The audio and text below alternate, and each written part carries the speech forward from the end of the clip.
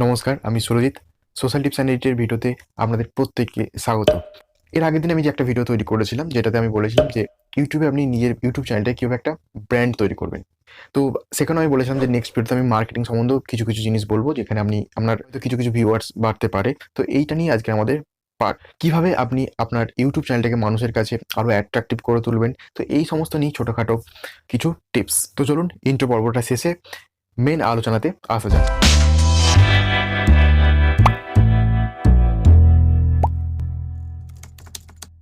তো মার্কেটিং জিনিসটা কি প্রথমে আমাদেরকে জানতে হবে। তো মার্কেটিংটা কি? মার্কেটিং হলো এমন একটি কৌশল যার মাধ্যমে আপনার তৈরি কোনো প্রোডাক্ট, সার্ভিস বা ভিডিও সেটার প্রতি জনসাধারণকে আকর্ষিত করা। আর এখানে আপনার প্রোডাক্ট যেটা, মানে ধরুন আমি ফর এক্সাম্পল বলছি, ইউটিউব তো একটা ডিজিটাল মার্কেটিং। তো আপনি ধরুন আপনার ভিডিওগুলো একটা প্রোডাক্ট, এবং প্রোডাক্টের মধ্যে আপনার যে ভিডিওটা সেটা হচ্ছে একটা, মানে কোনো একটা প্রোডাক্ট। তো মানুষ সেটাতে ক্লিক করে ভিডিওটা দেখার পর তো সে বুঝে ভিডিওটা কেমন, কিন্তু তার আগেও তো তার একটা পর্ব থাকে নাকি, সেটা হচ্ছে থাম্বনেল। তো সেইটা দেখেই কিন্তু মানুষের মনটাকে জয় করতে হবে, এবং সে যেন আপনার ভিডিওটাতেই ক্লিক করে, এবং ক্লিক করার পরে তো সে বুঝবে যে আপনার ভিডিওটার মধ্যে কি মশলা আছে, কি আছে। কিন্তু ক্লিক যদি না করে, তো এই ক্লিক করাতে হবে। এটাই হচ্ছে মার্কেটিংয়ের একটা ছোট্ট পার্ট। মানে প্যাকেজিংটা আপনাকে এমনভাবে রাখতে হবে যেন মানুষ সেই প্রোডাক্টটাই কেনে। ঠিক ইউটিউবেও সেই জিনিসটাই কাজ করছে। তো আপনাকে থাম্বনেলটা এমনভাবে তৈরি করতে হবে যেন মানুষের চোখে লাগে, বা মানে আই ক্যাচিং হয় আরকি। তো মানুষ যেন সেটাতে ক্লিক করে। তো আপনার ফন্ট যেগুলো ছিল সেগুলো, মানে আপনি রাখছেন, সেগুলো খুব সিম্পল ফন্ট রাখুন, এবং সেগুলোকে একদম সাজিয়ে গুছিয়ে রাখুন, ঠিক আছে?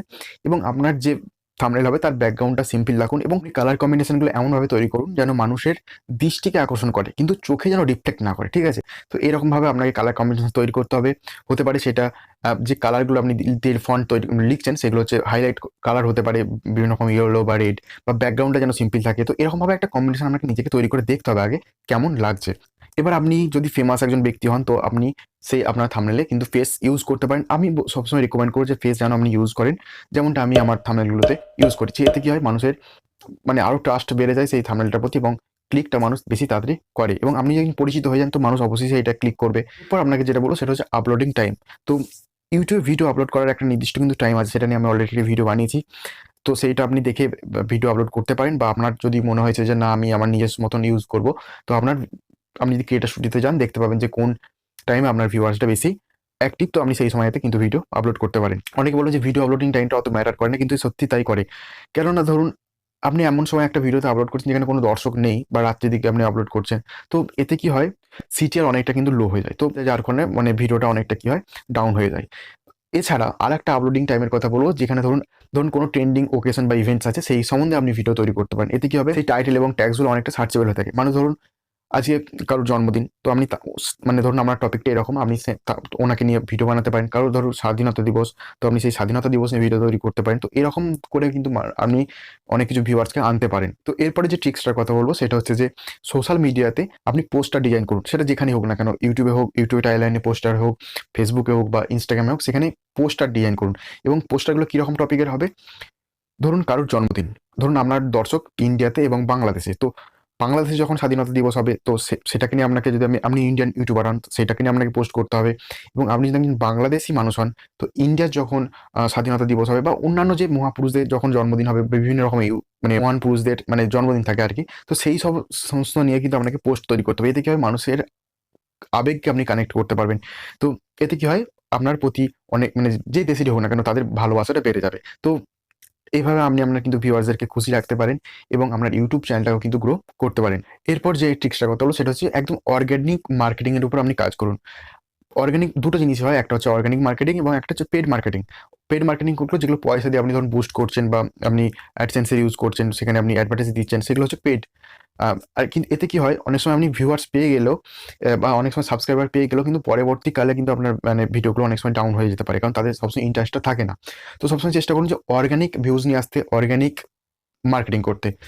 অর্গানিক মার্কেটিং কিভাবে করবেন, দেখুন আপনি বিভিন্ন জায়গাতে আপনার পোস্ট শেয়ার করতে পারেন, এবং তাদের যে অ্যালগরিদম তাদের উপর ভরসা রাখতে পারেন।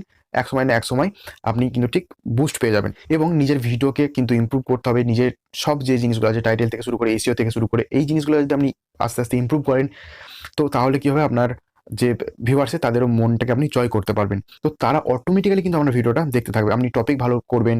তো এই সমস্ত জিনিস যদি আপনি করতে পারেন, আপনার ভিউয়ার্সরা অটোমেটিক্যালি কিন্তু দেখবে আপনার ভিডিওগুলো। তো তখন আপনার কোনো রকমের পেইড মার্কেটিং এর প্রয়োজন পড়বে না। সো সবসময় অর্গানিক মার্কেটিং এর উপর জোর দিন। যদি আপনারা একটা উদাহরণ চান তাহলে আমি বলতে পারি একটা উদাহরণ, একটা চকোলেট পালস। আপনারা হয়তো অনেক সময় শুনেছেন। এ কিন্তু বেশি কখনোই পেড মার্কেটিং এর উপর যায়নি। সবসময় অর্গানিক মার্কেটিং এর উপরই গিয়েছে। স্বাদটাই এমন করেছে যেন মানুষ খেলেই এটা মনে রাখে। তো তাকে কিন্তু কখনোই বেশি পয়সা খরচ করতে হয়নি মার্কেটিং এর জন্য। অর্গানিক মার্কেটের উপরও কিন্তু আজকে সে কয়েক কোটি, কোটি টাকা কামিয়েছে। তো এইভাবে আপনার ইউটিউব চ্যানেলটাকেও কিন্তু অর্গানিক মার্কেটিং এর উপর ছেড়ে দিন। এরপর যে মূল্যবান টিপস সেটা হচ্ছে যে বিভিন্ন সোশ্যাল মিডিয়াতে আপনাকে কি করতে হবে? পোস্ট করতে হবে। যেমনটা বললাম, শুধুমাত্র ওই পোস্টটা ডিজাইন করে সেগুলো নয়। বিভিন্ন রকম পোস্ট করতে হবে আপনার ভিডিও সম্বন্ধে। সেটা ইউটিউবে টাইমলাইনে আপনি করতে পারেন। ধরুন কালকে একটা ভিডিও আছে, তো আপনি তার আগের দিন পোস্ট করতে পারেন টাইমলাইনে। এইরকমভাবে ইনস্টাগ্রাম, ফেসবুক যেখানে যা আছে, যেই সব শর্ট প্ল্যাটফর্মগুলো আছে সেগুলোতেও আপনি ভিডিও বানাতে পারেন। এইভাবে যেমন করে হোক আপনাকে ট্রাফিকটা নিয়ে আসতে হবে। এতে কি হবে? মানুষের মনেও কিন্তু আপনি একটা বেশ জায়গা পাবেন। কারণ সব জায়গাতে, সব প্ল্যাটফর্মে সব মানুষ সমানভাবে থাকে না, তাই না? তো সেই জায়গা থেকে আপনাকে কিন্তু অডিয়েন্সগুলোকে নিয়ে আসতে হবে। তো এইভাবে আপনি কিন্তু আপনার ইউটিউব চ্যানেলটাকে গ্রো করতে পারেন।